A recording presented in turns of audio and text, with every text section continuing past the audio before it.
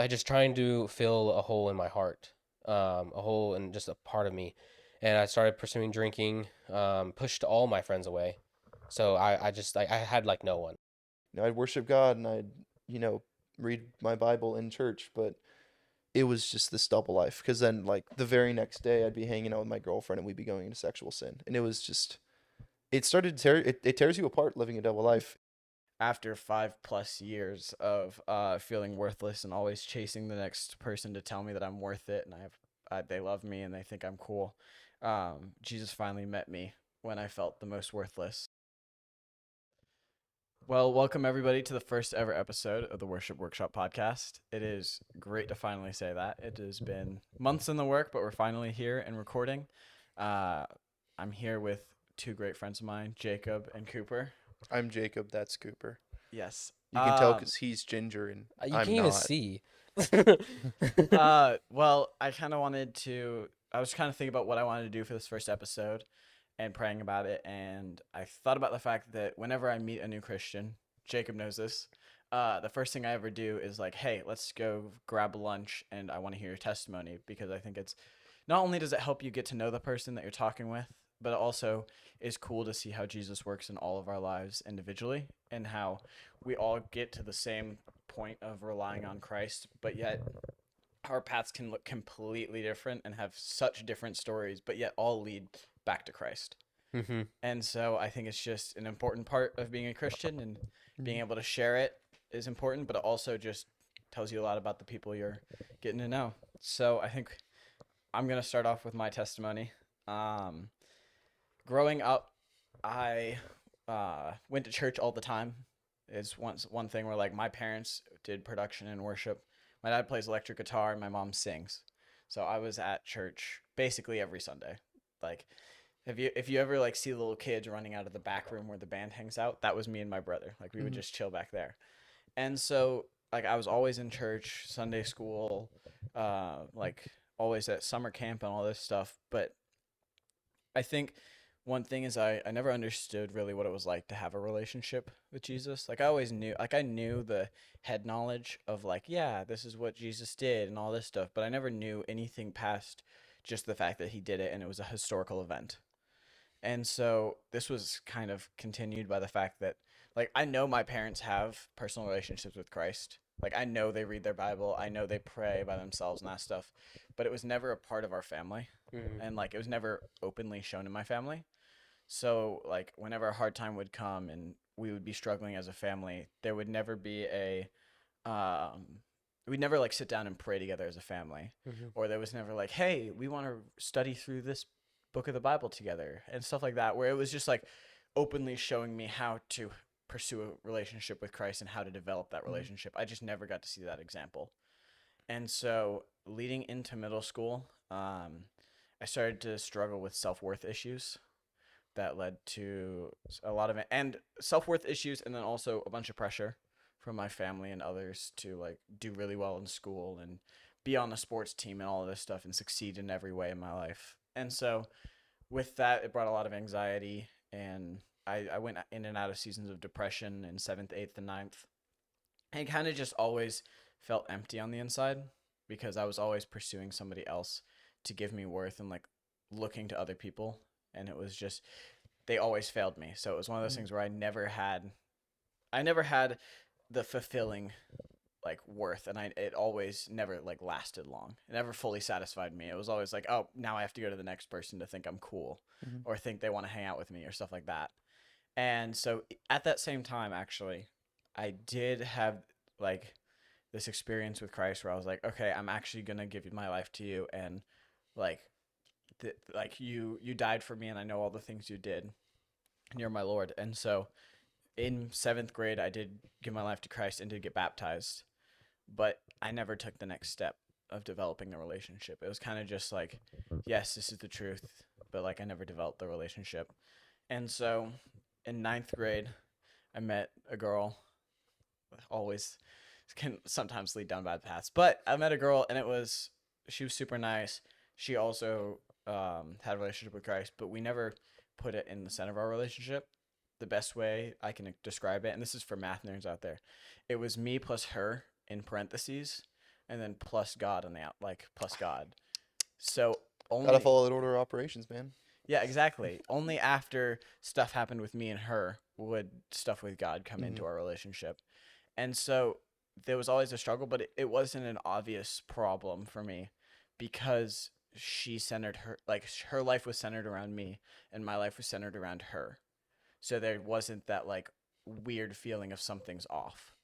And so I continued. We dated for 2.5 years. We ended up breaking up with just some issues of like long term things wouldn't work out. And so she broke up with me, and I got into a point where I was like super lonely and sad and felt more alone than I'd ever felt before. And so I'm sitting here and I'm just like, man, I don't know what I'm going to do. Like how can I take the next step? And I'm like, oh, I'm going to have a relationship with Christ. Like I'm actually going to start reading my Bible and praying because I never do. And that lasted 3 weeks because the reason I was doing it was to get my ex-girlfriend's attention back and to get her to talk with me again and be like, oh, maybe he's going to change and we can, because leading up to the end of our relationship, she started getting a like serious relationship with Christ and her center was shifting towards him instead of me. And so that was the issue. So I kind of was like, maybe something will happen and I can like we can be back together, and ended up not happening. But that lasted 3 weeks, and then I kind of got back into this pattern of feeling worthless and looking to other people for worth and trying to find the next person that will tell me that I'm worth it. Mhm. And so that kind of just continued for the semester. I was kind of just floating aimlessly throughout the semester, and it was hard for me because looking back, I did all like I served at the church. I did production basically every week, if not like every other week, if not every week. And from the outside, I looked like the perfect Christian kid, like the kid that's always serving, that always goes to help other people out, that is always doing stuff. But on the inside, like I didn't read my Bible, I didn't have a relationship with Christ. I was only doing all this because I'm a people pleaser and wanted people to like care about me and think that I'm like helpful. And so um it was just a long time of just feeling empty on the inside. Mhm. And then a few months later, I met Lauren, which was my last girlfriend, and something was very different there where it was the first relationship I've ever had where immediately weeks into dating, like my life centered around her and hers was on the Lord. And so the entire time that caused problems because like she would do a decision and I would get mad because I'm like, well, what about our relationship? And she's like, well, I have this other thing coming up. I can't do it.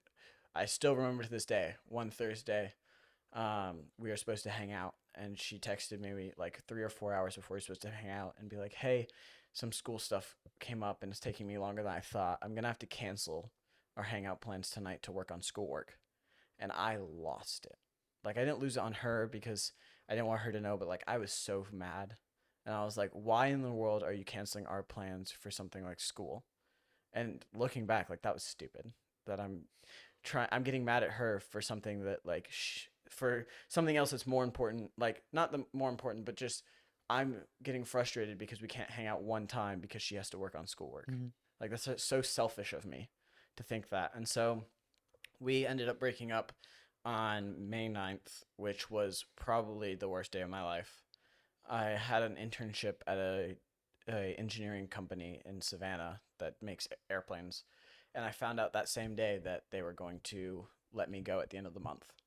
And so, in a matter of 3 hours, I got let go from my job, and my girlfriend broke up with me, and that was the day before my final, and a week before graduation.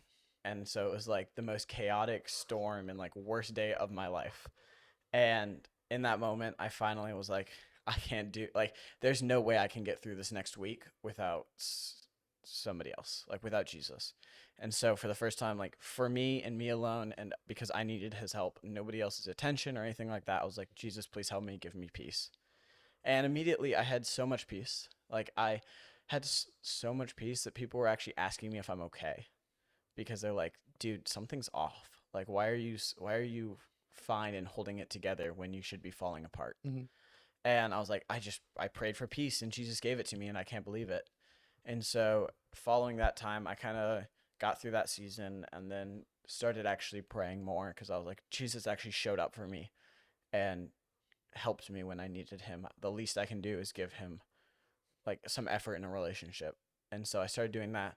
And as I prayed more and started reading the Bible and getting to know him, I like more and more realized like how much he cares for me and how Mhm. much he actually wants a relationship with me and how much worth I have through him. Because it's one of those things where for me, like I got so much worth out of the point that somebody like looked at me and said, "Man, he did all these bad things, and yet I still care about him enough and think he's like a good enough, like I love him enough and think he's cool enough that I want to go down there and die on a cross for everything that he Cool did." enough. Well, yeah, like I like him enough that I'm going to go down and die on a cross for everything he did, and like from that point of view, like I could never do that for anybody, Mhm. and so it's like just I should stop looking at other people to give me worth when somebody else did this act that shows how much they love me and care for me. And so ever since then, I mean, I still struggle with worth and being in this season of like always like every once in a while I'll find myself looking to something else for worth and I have to like recount myself like tell myself to come back, but I mean, I'm now in a season where it's just trying to find worth in the Lord and then seeing how he uses me through that to reach other people. Yeah. And so like the best way I can sum it up is after 5+ years of feeling worthless and always chasing the next person to tell me that I'm worth it and they love me and they think I'm cool. Jesus finally met me when I felt the most worthless and changed all of it for me. So that's kind of the whole motto of my story is just Yeah. worth issues. But Yeah. yeah, so that's my story all summed up in a long one. Thanks for Thank you. sharing. Yeah, thank you. Which one of you guys wants to go next? I can go next. If you don't Alright. want to go next, do you want to go next, Cooper? Do I? Yeah, I can. But I wanted to go next. I've actually not heard yours Cooper can because go I wasn't next. there. We'll save the No- best for last. Don't no, worry. Yeah, we will save the Oh, best. okay. um, maybe God needs to teach you humility. It was a joke. I know, man. I know. Don't worry, we'll learn about that. What? My testimony. Oh, right, okay. I was like, what do you mean? Do you know something? Think I know anything? So yeah, growing up, I didn't really live in a Christian household. It was more culturally Christian. Uh, and because my dad was a pastor's kid growing up, but once he got out of high school, he kind of left his faith, and just didn't pursue God really. And like he made sure that we knew who God was, um, or knew about God and Jesus. But and like my really only main knowledge of him was any summers I spent out in Washington State with his parents, so my grandparents. Um, that was my knowledge of God was very minimal, and I thought I was a believer. I thought I was Christian growing up. But when I got to high school, I don't know. I guess when I got to college, I realized just how I didn't know God, because every part of my life just did not show him at all. I was not living for him. I didn't have a relationship with him. Anytime someone asked me, I'd be like, "Oh yeah, I'm Christian." Um, there's no actions. Like you know them by their fruits. I had no fruits. I mean, I was a nice person if you claimed I was nice, but I was selfish like everyone else. Still am obviously, but uh, but like I when I got to college, I just was so lonely. I couldn't connect with anyone anymore. Any friends that I used to have, uh, I just like anytime I was around them, I was like, wow, I just don't feel anything for you. And it was bad. Like I couldn't connect with anyone. Tried like making friends, couldn't make any new friends. Um, and all of that throughout middle school and high school, I obviously I was introduced to pornography, and it started making me feel good. And like I started diving into more of that in college because I couldn't feel anything else. Like I was like I would just want to feel something pleasurable, something nice, something like good. It wasn't good. But I just trying to fill a hole in my heart, a hole in just a part of me, and I started pursuing drinking. Pushed all my friends away, So I just like I had like no one. And this was still the freshman year of the fall of freshman year. Wow. Yeah. Just lost all my friends. Went into pornography a lot. Drank on the weekends with people I claimed were my new friends or friends from high school that I never hung out with until after college.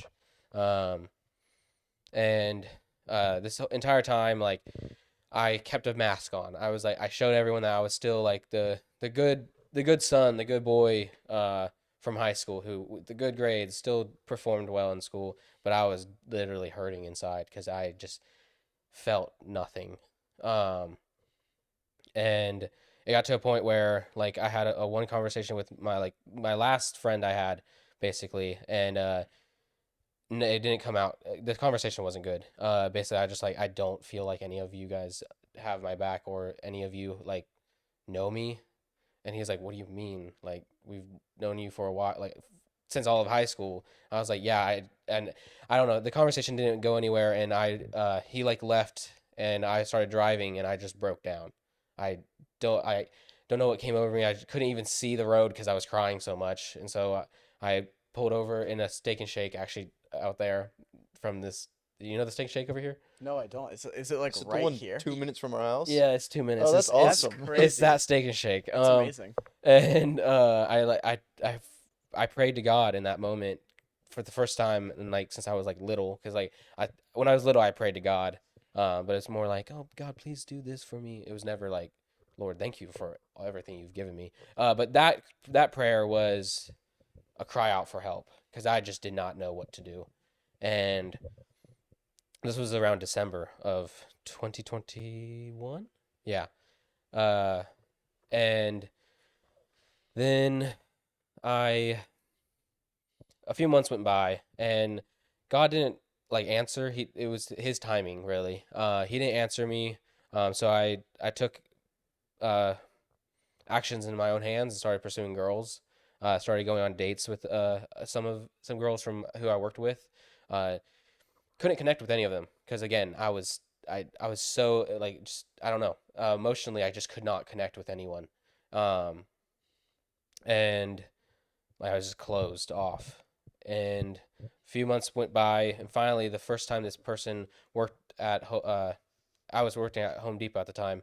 Um, this first shift that this guy started working, he invited me immediately to crew at Kennesaw, and I was like, I didn't even know there were Christian organizations on campus. Like I had no clue. Yeah. Granted, did I look? No, but I was unaware. And he invited me to crew, so I went to crew, and I just saw something completely different in every single one of those people that were there. I saw that they were truly happy. Like obviously, yeah, they all have issues going on in their lives, and they're not perfect. But I saw that they were genuinely happy, and like they had like joy. And I later I found out it's joy of the Lord.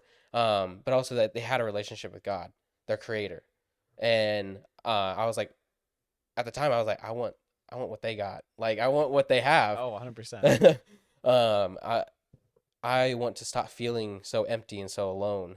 Like, why are they so happy, and why do they care about people so much? Because like people like come up to me and would greet me and actually like want to get to know me, and I'm like, wow, who are you? Like, You care about me and not what I can do for you? yeah, What is exactly. going on? And exactly, like they just wanted to get to know me, and uh, it was just cool. And then following week, I saw a crew tent on Marietta campus, um, and I was like, okay, oh, I know these people now. Like, some of them. Obviously, I probably only like, talked to 10 people because crew's big. But I was like, I know these people now. I can go up to them, and I went up and like met Aaron for the first Mhm. time. Um, uh, should I say people's names even though Yeah, they? I don't care. Oh, okay, cool.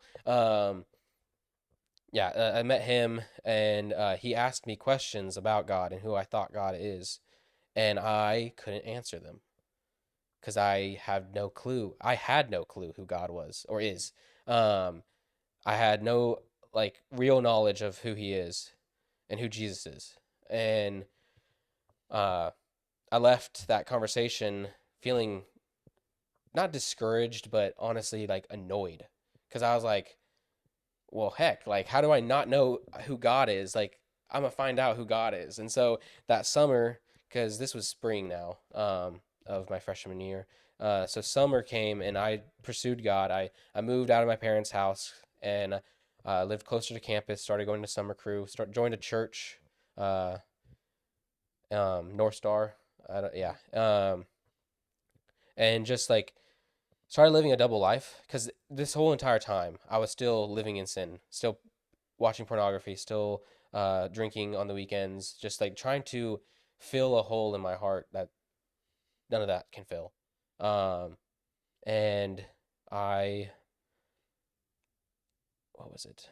This, yeah, that summer, near the end of the summer, North Star, and then as soon as the school started, crew, all the messages started aligning to a point where it was, I realized God was telling me through all those messages how um, I'm not surrendering myself to Him, and like not fully, and that I need to actually like expose my sin, like expose it to the light, and the only way you can do that is share it, like tell someone to have to hold you accountable, um, because I've told God all my sins at this point. Like I like obviously like I knew God knew I like, but I was still living in it, and I didn't have anyone near like who I was close with because at this point I still wasn't close to anyone. I knew people in crew, but I was like, how do I tell people what I've done? Like all this stuff that all these things I've thought of, all these things I have done in the past. Like, how do I talk about that? And who? Like that was what also scared me because I was like, I know no one. I'm not close to anyone. I can't connect with anyone still. Well, not still, but like still. Then at the at that point, and uh, I I realized that he wanted me to talk to someone, so I prayed about that, and I was like, Lord, send someone. I don't know who you're gonna send because I don't know anyone, and so he sent someone, and I hung out with him one day. I met over summer crew, and he just uh, what was it? I was able to share my sin with him, and like I was also able to see that other Christians also experience that sin. Um, and it just like relieved me because I was like after I just exposed it, it almost lost its power over me. Like the shame that I kept holding on to from it Mm-hmm. was gone because I don't have to be ashamed about it because Jesus Christ died on the cross for me. He paid the price already. Yeah, like on that topic, like literally it's not Jesus who sits there and tells you in your ear that you should be ashamed of all the things you've done. Yeah. And even though you've like asked for forgiveness and all this stuff and he's forgiven you, like you you shouldn't like there's it's not him telling you, Mm-hmm. nah, you should be ashamed of what you did even after Yeah. all of this. Just look at John chapter 8. Yep. Go therefore and sin no more. Yeah. And after that night, it was just like changed. Like my heart changed. I can't remember the exact verse. I know the numbering. I just can't remember the word. It's Ezekiel 36:26. Hold on, I got you. Basically he'll take your heart of stone from your flesh and replace it with your replace a heart of flesh with a heart of flesh. Or yeah, whatever. He'll replace your heart of stone with a heart of flesh. 36:26. 36:26, I think, or 27. But I just like that verse because it's like this what happened. My heart was a stone, basically. I couldn't connect with anyone. Um, what is with all these letters? What's a? It's a Bible. It has a lot of letters in it. No, it has these like H's, I's, like I have no idea. I don't read off my phone Bible typically. So so 26. And I will give you I will give you a new heart, and a new spirit I will put within you, and I will remove the heart of stone from your flesh and give you a heart of flesh. And I will put my spirit within you and cause you to walk in my statutes and be careful to obey my rules. And so that's exactly what happens. Thank you. yeah. Because after that night, like my life changed. I realized I wasn't alone because Jesus was with me the entire time. The Holy Spirit from that night was now with me, but I knew God was around that entire time. He protected me from doing things that I'm glad I didn't do. Because I could have gone further than I did, but always something pushed me back, and I know that was God. And from that night, though, I knew I received the Holy Spirit, and I trusted God with my life. I believed in that Jesus died on the cross for my sins, and like I just seen this my life just flip on its head. I lead a small group now, disciple two dudes that are growing their faith, and it's cool to see how God's using them. And worked at a summer camp, Wind Shape. I'm just shouting everyone out It'd today. be awesome if you were wearing the wind shaped shirt right now. Honestly, I was thinking about it, but like it's really tight around my arms now. Just getting too big. Yeah, that's all. Too much. But yeah, no, it's cool to see just like how God has saved me. Yeah.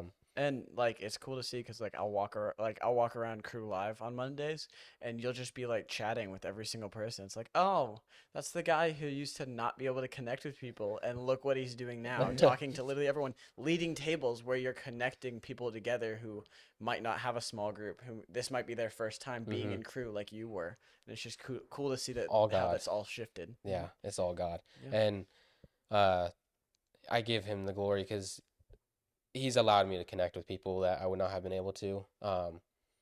It's like I say this all the time. Like I kind of changed 3 times in a year.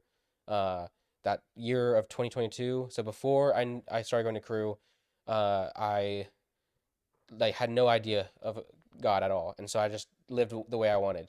Then I lived a double life. I kind of changed my personality a little bit. I was kind of in a way fake. I was very fake. But it was because I was pursuing God, and so I was like, I want to know God, but I also want to continue doing this other stuff. So I was like constantly going back and forth. So that was the second time I changed, and then God actually changed me for good. He was like, "Nah, you're not. I'm not gonna get half of you. I'm getting all of you." And so He got all of me.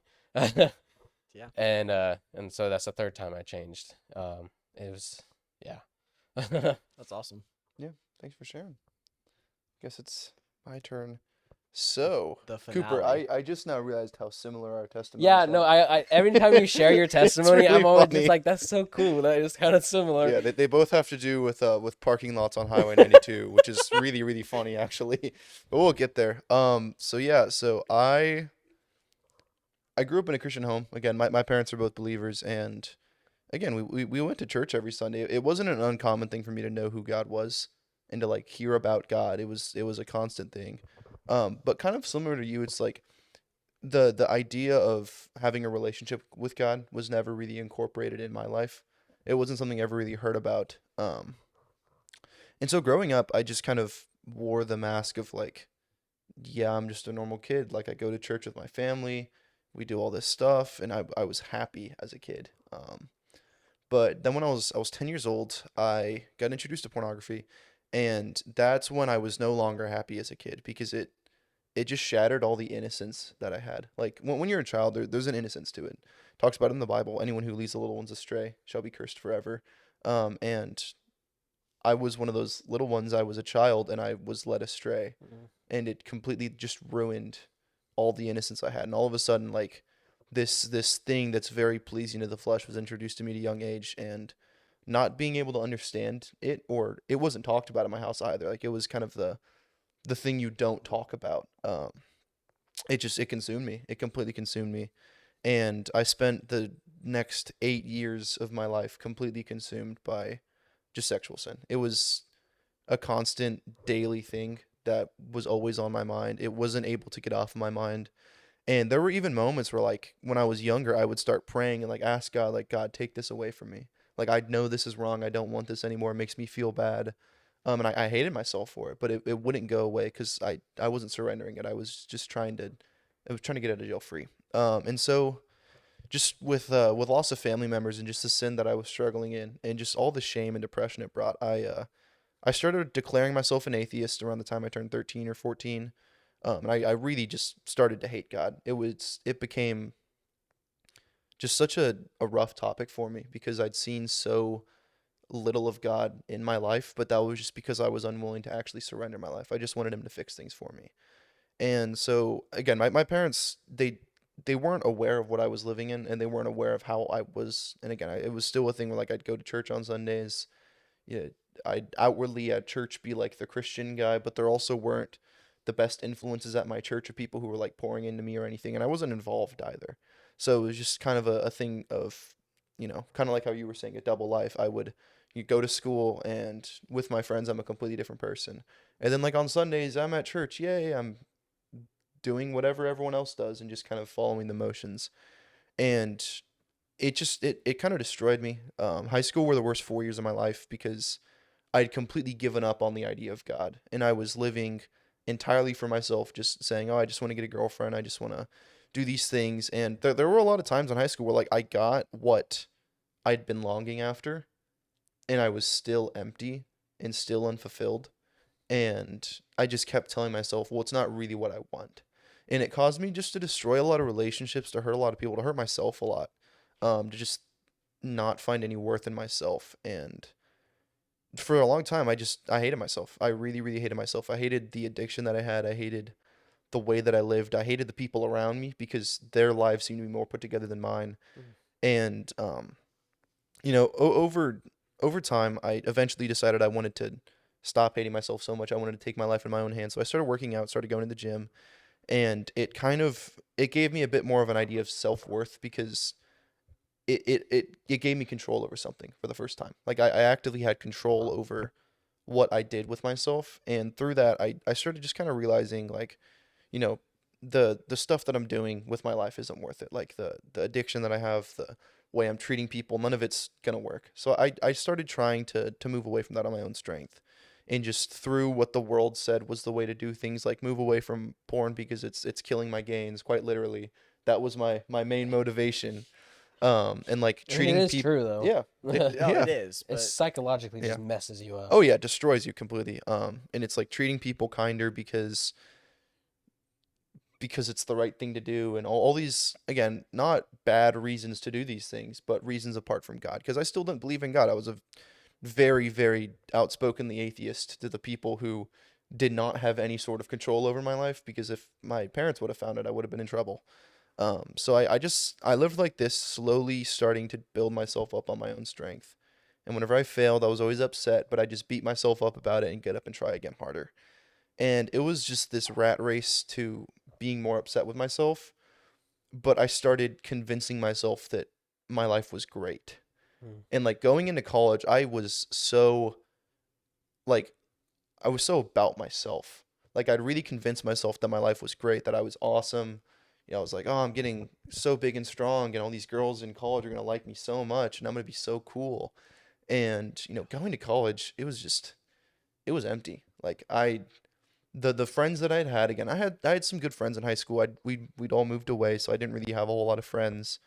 Um, and just like with the way that I'd been living, I'd still been struggling to try and leave behind pornography, and I'd still been struggling to view myself in a good light, and I just kind of covered it up with this like mask of, oh, but I'm Jacob. I'm the guy who wakes up at 6 in the morning and eats 3 eggs at the dining hall and self-induces an eating disorder on himself, then goes to the gym for 5 hours a day. It was just a really unhealthy and prideful way of living, and I kept telling myself that I was doing fine, but in reality I wasn't. I was struggling, and everything kind of started to go. Things were already downhill. Like it was already getting there, but things really, really started to go downhill when I met this girl. And again, she was not a Christian. I'd started going to church my freshman year of college mainly because I wanted to meet people. Like I wanted to find friends. I wanted to meet a girl. Like if there was a girl there, because I was like, oh, if I'm gonna meet a nice girl, it's gonna be at a church. So it's like I was going for the wrong reasons, and she was not a Christian at all. And just like through this relationship, the small spark that had been in me of like, well, maybe there is a God and maybe I should follow him, was all of a sudden just gone, because I was like, oh, well, I have a girlfriend now, and we get to do whatever we want because my parents aren't here to stop me. So I was just living this entire double life of like, yeah, I'd go to church on Sundays because I didn't want people to question why I wasn't going anymore, and I'd worship God, and I'd, read my Bible in church, but it was just this double life. Because then, like, the very next day, I'd be hanging out with my girlfriend and we'd be going into sexual sin. And it was just, it started to tear, it tears you apart living a double life. It would destroy me. And it did destroy me. Um, so at some point along the way, I'd been invited to crew by my now roommate.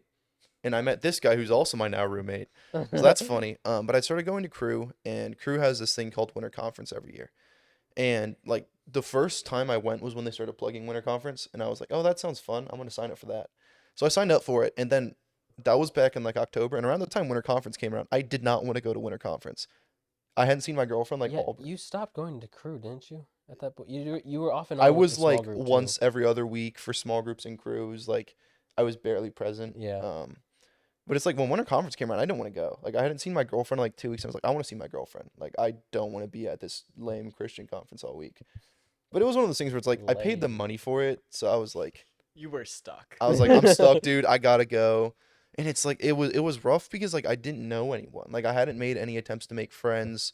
I wasn't walking with Jesus, so none of the messages like even resonated with me. And like from what I remember, the messages were really, really good that year, Mhm. and I was just completely vacant. Yeah, they hit me. Yeah. Yeah, so I was just there. I was just kind of living again. I was still living the same way. I was, living in sexual sin, s- living for vain reasons, living because I wanted to get bigger and like I just wanted to be stronger, and that was my only reason to live. And when none of that was being talked about there, I was just checked out. And so, going through the weekend, I was sitting in on one of the seminars, and truth be told, I can't remember a single word that was said in that seminar other than this one sentence, and it was premarital sex displeases the Lord. And the funny thing is, when the speaker was saying this, he didn't know me. I introduced myself to him that next year at winter conference again. He didn't know me, but he was looking right at me, like dead in my eyes. I was like kind of there mentally, but as soon as he said that, I was like, "Whoa, Just like what are you saying? Why are you saying lock this to me right eyes. now, man?" And that freaked me out. And all of a sudden, like my heart just dropped. It was this like the first time I'd really felt conviction and like felt like started to understand the weight of my sin, because now it wasn't just like oh, you don't do this because it's bad like my parents had told me. It was this displeases God. This makes God mad. This makes God upset. And so I'm freaking out. I'm having like a whole crisis, and I don't have anyone. Again, there were people in that room I could have talked to. Of the handful of people I knew, I could have gone to any of them, Yeah, I was about to and say. they would have I helped was pray me through it. one of the people you knew. That I was- knew of you, but not really well. Yeah, like That- I could have gone to probably 5 or 6 people in that room, Yeah. and they would have helped me through it, and I For didn't. sure. Especially put on- Caleb. Yeah, especially Caleb. But like I sat here and I put on this mask of like, I'm doing great, guys. And as soon as winter conference is over, I was like, I gotta get out of here. There's something going on. So I get in my car, and like you, I was crying so hard I had to pull over into like a Taco Bell parking lot. I don't even think it was as nice as a Steak and Shake. It was like a cold, rainy January night at like 11:30, and I'm sitting in this Taco Bell parking lot, freezing my butt off, just bawling my eyes out. Hmm. And again, this was probably the first time I'd cried in like 5 years. Yeah. So I'm like, what the heck is happening? Like emotions? No. Shut him off. That's yeah, but- how I react. Yeah. Or he used to react. I didn't though. And Yeah. that was the cool part was for the first time, like you, in a parking lot on Highway 92, it's ridiculous. I started calling out to God, and I just remember being like, God, I've screwed up. I've dug myself into this pit, and I've spent so long convincing myself that this is where I need to be, that I don't think I can climb my way out of it. And then I even went as far as to tell God that it might just be better for him to kill me right where I was, because I wasn't worth living anymore. And that was something I struggled with for a whole lot of time, but this was when it got really serious, and I was just, it's like, I'm not worth the breath. I'm not worth the effort anymore. And as soon as I said that, it was just, all the thoughts went away. Everything was gone, and I was just overcome with peace. And like I said, it was really cold. It was January and it was rainy, so it's like freezing cold, and I just felt warm, like undescribably warm. And like all of a sudden the tears stop, and there's just this peace that comes upon me. The Prince of Peace. Prince of Peace. Jesus. And man, I just remember telling God that night that I was done with what I had been doing, and I told God like, I'm yours. Like my life is yours. I'm done with the way that I'm living. And so that next morning when I woke up, things were different, and there was just a fire in my heart. The first time I felt on fire for the Holy Spirit. And so again, the way that it was like an instant change where all of a sudden things were instantly different. I like A new heart. a new heart. Yeah. Like you were Mhm. talking about. And so eventually my girlfriend and I, we broke up and met with peace because of it, because it was something I'd surrendered to God. And somehow I joined an outreach team Yeah. Somehow. like a month after being saved. I still hadn't started reading my Bible. I didn't understand what prayer was. I didn't even understand what I'd done that night. And I joined Cruise Outreach Team, And and then you I led it. start learning how to share my faith. But the funny thing about learning how to share your faith is you have to understand your faith first. Yeah. So I was like, oh man, I should probably read my Bible. And I started in the book of Job, which That's an Oh. interesting book to start with. it's a very, Nice. very difficult book I to don't know if start I said with. that in the mic. And after reading Job, I decided to do the normal thing, and I went to Paul's letters, and that's where I started to understand what I'd Well, you done. didn't read the Gospels first? Didn't even Nope, go with didn't the read the Gospels. Gospels That's first. crazy. Wow. I think I read Hebrews first. Okay. I mean, Yeah. Hebrews is good. Yeah. All But of it's them like are Paul good. books. Well, Definitely. But Paul didn't write Hebrews, but not He Hebrews. didn't. Yeah, yeah, Well, yeah. who No. wrote Hebrews? No, We don't know who wrote nobody. Hebrews. We don't know. That's lovely. But well, Paul- nobody didn't write Hebrews. Somebody wrote Somebody it. wrote it. We just don't know. Nobody. Nobody. Is Yeah. that what you said? But yeah, I said nobody knows. I Oh, started nobody knows. yeah. I started learning about what I'd done that night and learning about my faith. And I think the most profound thing, and it still continues to impact me today, was just the weight of what the sacrifice meant. Mhm. I was reading in Leviticus really recently, and when you look in Leviticus 1 through 9, the commandments for sacrifice are essentially you've screwed up, but I'm going to forgive you. But what you have to do is you have to give your most prized possession, a spotless animal of some kind, and you have to sacrifice it. Blood has to be drawn. There has to be an atonement for death. In Romans 6:23, it says the wages of sin is death, Mhm. but we have eternal life in the sacrifice of Christ Jesus. And so when you think about, I probably misquoted that.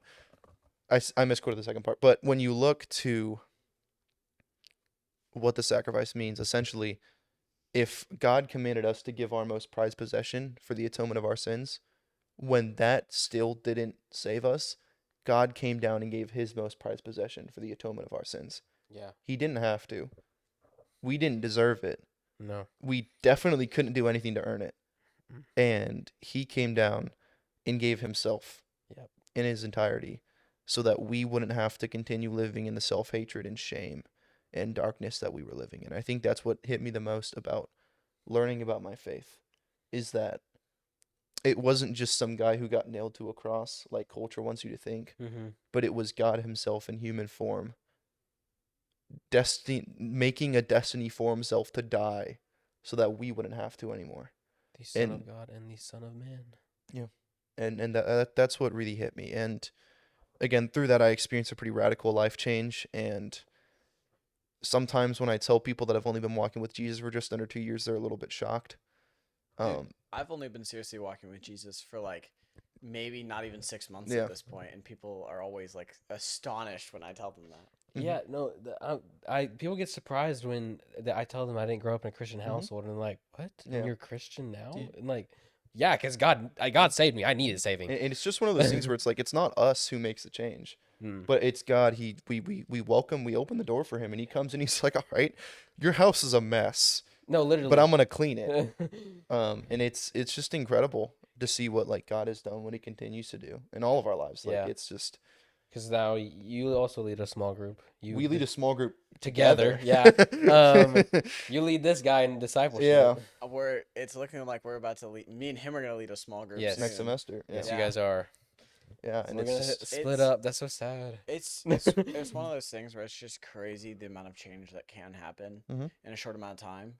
Because like, and that's kind of why I wanted you two to be here, because I know a little bit about yours and I knew yours, and it's like a story of how like you can have so much crazy change in Mhm. such a short amount of time. Yeah. And like my friends back in Savannah would not recognize me, Mhm. like a lot of the things I do today. Oh, yeah. And it's People, just one of those things where it's like it's just powerful to see how God moves and how Jesus can completely reshape somebody's life in Mhm. such a short amount of time to where it's completely unrecognizable from the old self. Yeah, It's like you're born again into a new person. exactly. Mm-hmm.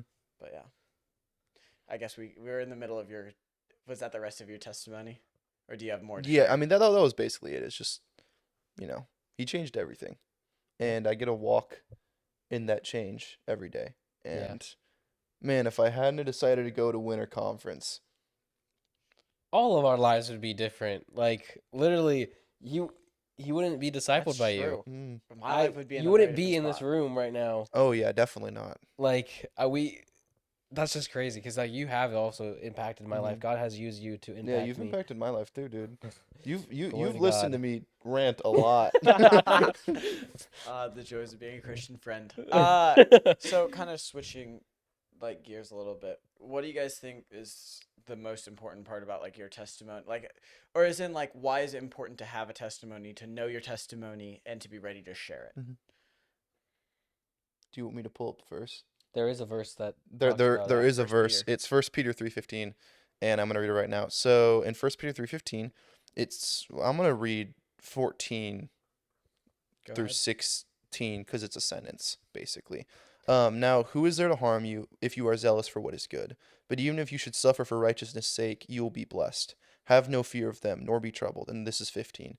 But in your hearts honor Christ the Lord as holy, always being prepared to make a defense to anyone who asks you for the reason for the hope that is in you.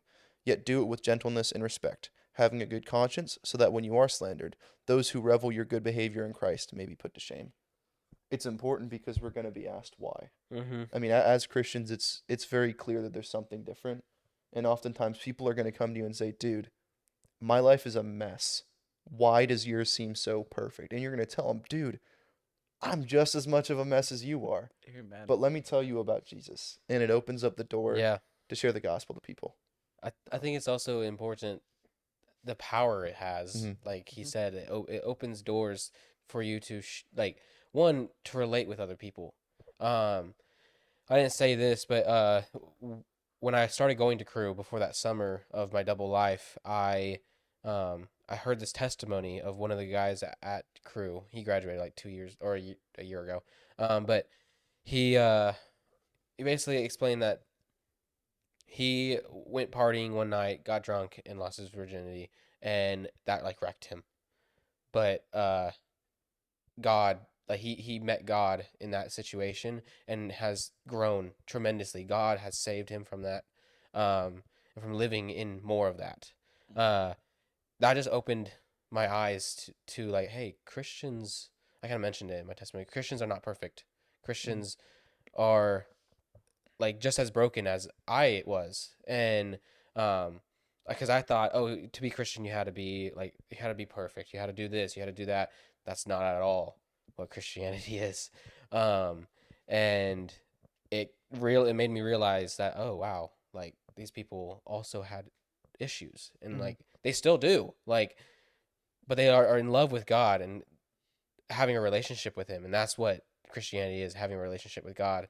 Um, and so yeah, it's just the power it has because like people who are also feeling, for me, like lonely, other people who are feeling lonely, they can understand that they don't have to be, because Jesus is there. Jesus wants to have a relationship with you. And you know the saying, or my saying on accident, if you're lonely, Yeah. don't be. Yeah. Yep. Classic crew line. But yeah, anyways, uh because it is like you don't have to be lonely because Jesus wants a relationship with you. Mhm. He is there for you. He has already paid the price. He took the wrath of sin. Took the wrath of like the judgment of it. Mhm. And like he wants us to have a relationship with him. And so that just like, oh, it has the power to help people. Yeah, and something I used to always struggle with was like I didn't want to share my testimony because I thought it wasn't powerful enough. Mm. Because like, sure, I had that one crazy day, but like I know people that like had issues with like losing a parent or like losing a family member or divorced parents or some crazy traumatic Yeah, you event hear that all leaves the you completely broken. And I'm like, I don't have that. Like I don't have that crazy thing. Or for you guys both had that breaking moment, right? Mhm. Where you're bawling your eyes out. I never had a moment where I'm sitting there bawling my eyes out. And so I struggled for a while of like, why should I share my testimony? Because it's not as, it doesn't have as crazy things as some other people's do. But it was just good for me to learn, like, I share my testimony because it is my story. I'm like, no matter what happened, it is how Jesus saved me. And on top of all of that, I can relate to certain people who you guys can't because Mhm. I've had different experiences. And so it's each, like, our own testimonies are all powerful because Yeah. it's our story, how Jesus saved us uniquely from our own different point we were in life to come back to him. Mhm. And so just being willing to share your testimony, and no matter what your story is, like still working to have that testimony ready whenever you need to share it, no matter how great or small it might seem. Yeah. Plus, it's a gift to share. Mhm. It's not a common thing nowadays where someone's willing to bring their life to you. Like, Especially in a vulnerable place where you're Mhm. sharing all of the problems that you've Yeah. had in your Yeah. life and the things you struggle with. people hate sharing, and that's why it's more important that we do, because it helps people wonder, like, man, dude, I'm listening to these Christian guys over here in this cafe, and they're talking about, their struggles with pornography and drug addiction and alcoholism. I don't talk to my friends about that stuff. What is up with that? Yeah. And it gets questions wondering, because they're like, why are they so willing to share? And Mhm. it's because we don't see our sin as a vice anymore. We don't see it as something that controls us like a lot of people do. But It we've doesn't been define us. yeah, we've been completely set free from that Yeah. control. We've been given a new life. And just because we have a new life doesn't mean we're perfect, but it means, hey, we can share in our struggles with each other. And like in James 5:16, confess your sins before fellow believers, because the prayer of a righteous man has Yep. much power. It's like Yeah. we can share these things with other people because That's what I had to do to be able Yeah. to like be open to God. Because if I didn't, how could I surrender to God if I hadn't let anyone else into my Mhm. life? Because I had no one in my life to open to, nor did I want to because I was afraid. Um, and like I was afraid of Christian judgment because I had the wrong idea of Christians for Mhm. a while. And I was afraid of following what the world wanted because I was like, that just looks like destruction. Like I'm gonna freaking fall apart if I continue this trend. Um, but yeah, you said something and I was gonna say it's interesting because like people love talking about themselves, Mhm. but they don't like talking about the deep dark sides of themselves. Yeah, it's like social media. Yeah, Like people love talking about the highlights. They don't talk about the lowlights. Like that's just how it is. yeah. But yeah, well, it was a great hearing both of your guys' testimonies. You guys both have very powerful, very like crazy testimonies, and so I just appreciate you guys sharing and being Our on it. story with God, um, I know. I mean, like I know you were saying like you feel like or you had felt like your story wasn't good enough to share because I know some Christians who have like grown up in the church and they've known God since they were little and like never strayed away from Him. Mhm. Honestly, that's just as impactful to me because it's just like, dude, like you didn't have to deal with the You- lows. Yeah, I was about to say you didn't have to be broken for you to decide to choose Mhm. Christ. Yeah, you And I just think- chose Him because you knew that was the best option. I think it's a hopeful feeling, because I think the scariest thing is that, like, I don't want my kids to have to struggle with the same thing I yeah. do. Yeah. And knowing the fact that there are, I mean, like, dude, it's like some of my best friends, they tell their testimonies, and it's like, it gives me hope that, hey, we live in a broken world. We live in a really, really broken world. There's a lot of evil in this world, Mm-hmm. but there are so many people who are growing up and they're free from that. And they still struggle with things. They're not perfect just because they Yeah. grew up in the church, but their struggles are not my struggles. And my struggles also aren't their struggles. We all struggle in different ways, but Yeah. sharing that, no matter if, we gave our life to Christ when we were 4 or when we're 94 years old on our deathbed, it's like we all have a powerful story. And at the end of the day, it's so important to share that story with people, because you never know Mm-hmm. who might be struggling in the same thing. You never know who might need to hear it. So, yeah. Yeah. Well, thank you guys for being on. Yeah. And we're gonna record another episode that'll come out later. But yeah, thank you guys for watching, and we'll see you guys next time. Yeah, thanks for sharing. Thanks for having us.